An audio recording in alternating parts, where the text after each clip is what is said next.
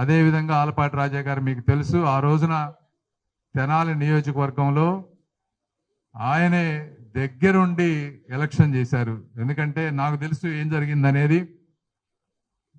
అక్కడ 80% తెలుగుదేశం కార్యకర్తలు 5 సంవత్సరాలుగా ఆయన బిల్డ్ చేసుకున్నారు. బిల్డ్ చేసుకున్నప్పుడు ఆయన సీట్ రానప్పుడు చాలా మంది బాధపడ్డారు.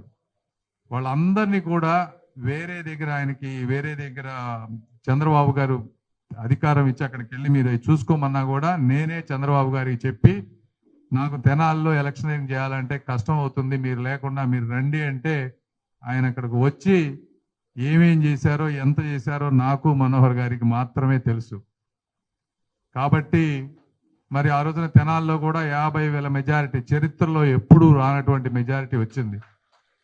కాబట్టి అవి కూడా మన అందరం కూడా గుర్తుపెట్టుకొని మీరందరూ కూడా సహకరిస్తారని మనస్ఫూర్తిగా తెలియజేసుకుంటూ, ఇక్కడ ఉన్న మేమందరం కూడా మళ్ళీ ఇంకొకసారి గుర్తు చేస్తా ఉన్నాను, నేను మిమ్మల్ని ఎవరిని కూడా 3 పార్టీలుగా చూడట్లేదు, గుంటూరు ప్రజల పక్షాన చూస్తా ఉన్నాం. ఎప్పుడు ఏది కావాలన్నా మేము అందుబాటులో ఉంటామని తెలియజేసుకుంటూ సెలవు తీసుకుంటున్నాను. Thank you.